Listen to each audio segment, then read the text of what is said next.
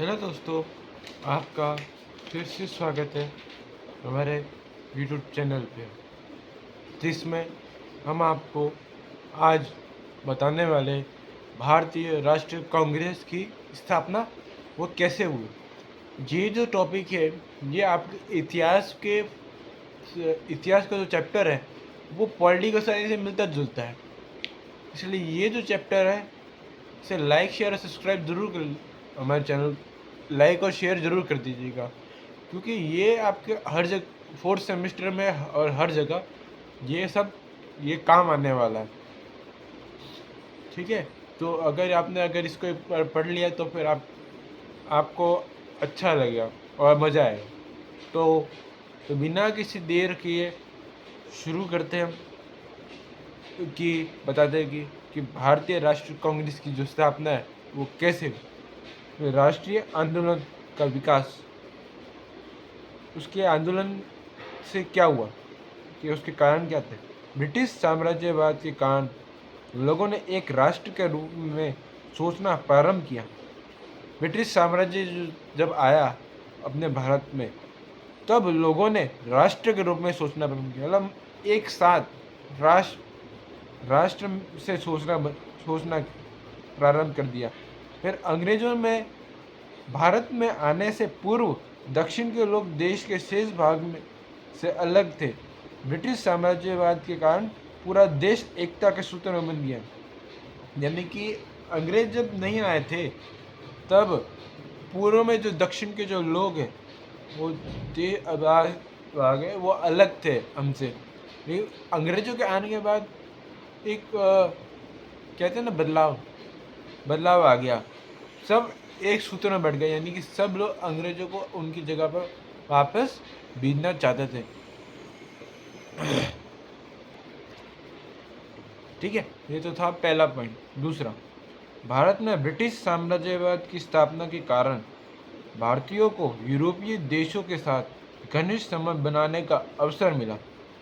लेकिन इससे क्या हुआ, भारत में ब्रिटिश साम्राज्यवाद की जो स्थापना हुई थी उसके कारण भारतीयों को यूरोपीय देशों के साथ है ना संबंध बनाने का मौका मिल गया। उस समय यूरोप में राष्ट्रीयता और स्वतंत्रता का प्रभाव बहुत ज़्यादा था। उस समय यूरोप में राष्ट्रीयता का जो भाव है वो ज़्यादा था और स्वतंत्रता भी ज़्यादा मिल रही थी। उसी समय जर्मनी और इटली स्वतंत्र हो गए थे। उस समय कौन स्वतंत्र हो गए जब ब्रिटिश का शासन था? जर्मनी और इटली। इन सब से प्रभावित होकर भारत में स्वतंत्र होने के लिए राष्ट्रीय आंदोलन की चर्चा होने लगी। यानी कि भारत ने सोचा कि अगर जर्मनी और इटली अगर स्वतंत्र हो सकते हैं तो भारत अंग्रेजों से छूट क्यों नहीं सकता? बिल्कुल छूट सकता है।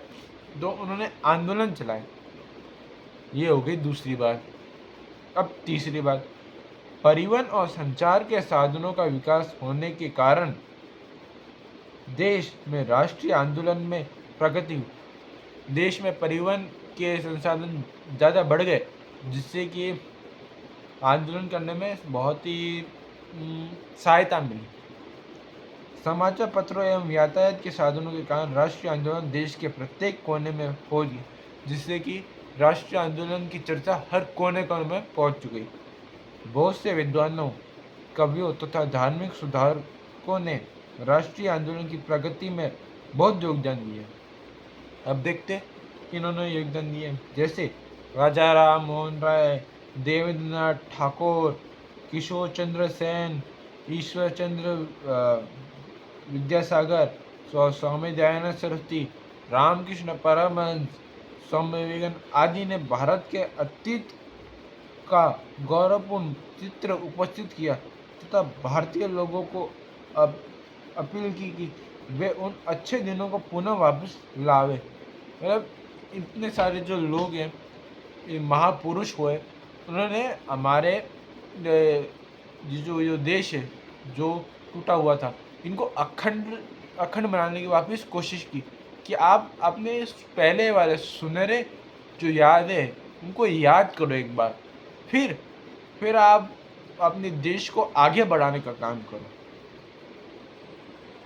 फिर फिर दयानंद सरस्वती ने अपने अनुयायियों प्रबल राष्ट्रीय प्रभाव डाला और जैसे दयानंद सरस्वती ने भी अपना प्रभाव डाला।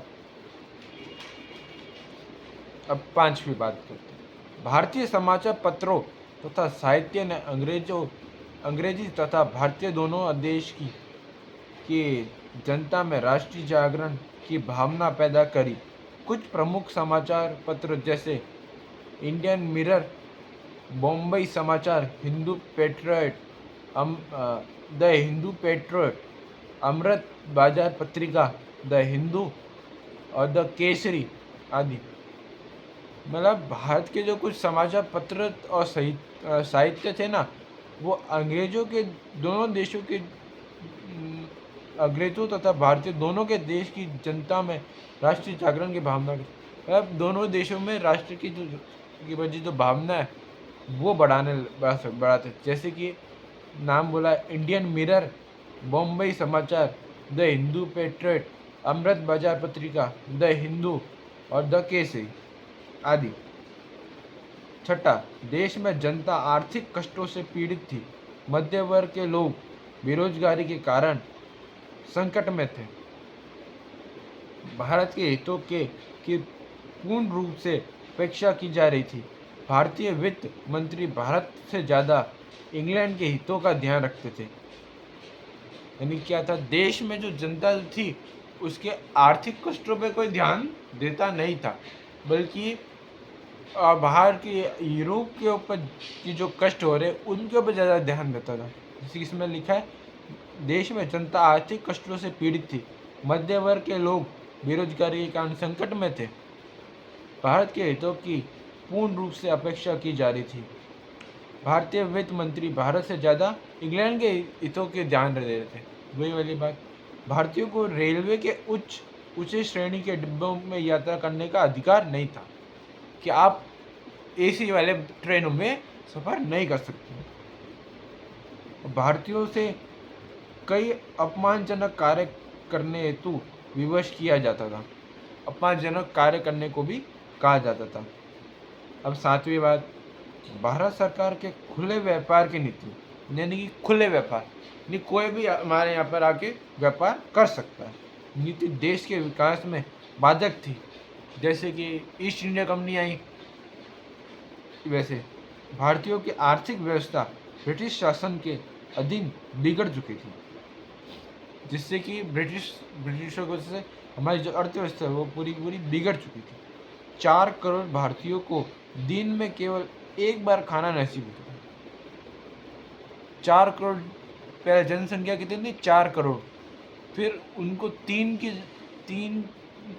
समय की जगह एक समय ही खाना मिलता था। इसका एकमात्र कारण था कि ब्रिटिश शासन भूखे किसानों से बलपूर्वक कर टैक्स ले लेता था। यानी कि इसका एक ही कारण था कि जो अंग्रेज है वो कृषकों से, खेती करने वालों से टैक्स ज़्यादा लेते थे, इसलिए। फिर 8वां, 1857 की क्रांति के बाद जो उदार अंग्रेज भारतीयों के लिए अच्छा सोचते थे, वे भी क्रांति के बाद भारतीयों से बदला लेने पर उतार हो गए। यानी कि 1857 की जो क्रांति हुई, जो कि हमारे थर्ड सेमेस्टर में था, उसके अंदर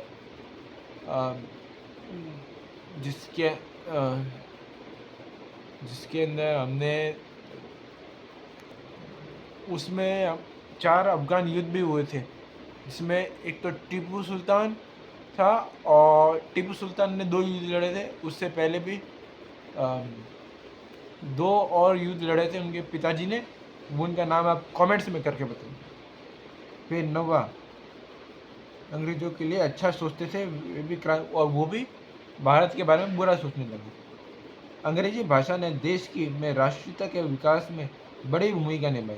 जो अंग्रेजी जो भाषा है उसने देश की जो राष्ट्रीयता की भावना, उस भूमिका निभाई। अंग्रेजी भाषा के कारण सभी भारतीय मद्रासी, बंगाली, पंजाबी आदि एक मेज पर बैठकर देश की समस्याओं पर चर्चा करने लगे। इससे कि क्या हुआ, सब लोग एक ही बेंच पर बैठकर, मतलब एक साथ बैठकर देश की समस्याओं का वर्णन बताने लग गए। 10वां और आखिरी अंतिम पॉइंट, ऊपर वर्णित सभी कारणों से राष्ट्रीय आंदोलन की निर्माण जमीन तैयार हो गई थी और लॉर्ड लिटन के कुछ बड़ी भूलें करी, जिसके कारण राष्ट्रीय आंदोलन की तीव्र गति प्राप्त।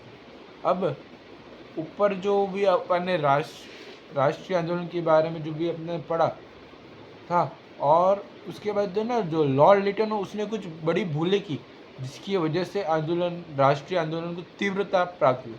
पहला, लॉर्ड लिटन ने अपना दरबार 1877 में ऐसे समय में लगाया जबकि दक्षिण भारत के लोग अकाल से जूझ रहे थे। यानी कि पहली गलती तो ये कि उन्होंने दरबार जो 1877 में लगवाया, जिसमें दक्षिण का जो भारत है वो कि अकाल से जूझ रहा था। द्वितीय अफगान युद्ध ने भारतीय कोष पर बहुत बोझ डाल दिया था। जो द्वितीय अफगान युद्ध हुआ था उसमें भारतीय कोष पर इन्होंने बहुत ज़्यादा मतलब जोर डाल दिया था कि तुमको इतना ही टैक्स भरना पड़ेगा। लास्ट है, लॉर्ड लिटन ने भारतीय प्रेस अधिनियम लाकर उसकी स्वतंत्रता नष्ट कर दी थी। जो लॉर्ड लिटन है ना, ने भारतीय प्रेस अधिनियम लाकर उसकी जो स्वतंत्रता उसे नष्ट कर दिया था। ठीक है, तो इसी के साथ हमारा आज का वीडियो होता है समाप्त। तो आप हमें कमेंट्स करके बताना कि आपको कौन सी नेक्स्ट क्लास चाहिए। ठीक है, हमें कमेंट्स, और इस क्लास को ज़्यादा से ज़्यादा लाइक, शेयर एंड कमेंट जरूर करें।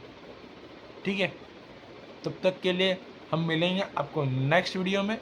तब तक के लिए good bye, thank you so much, love you guys, जय हिंद, जय भारत।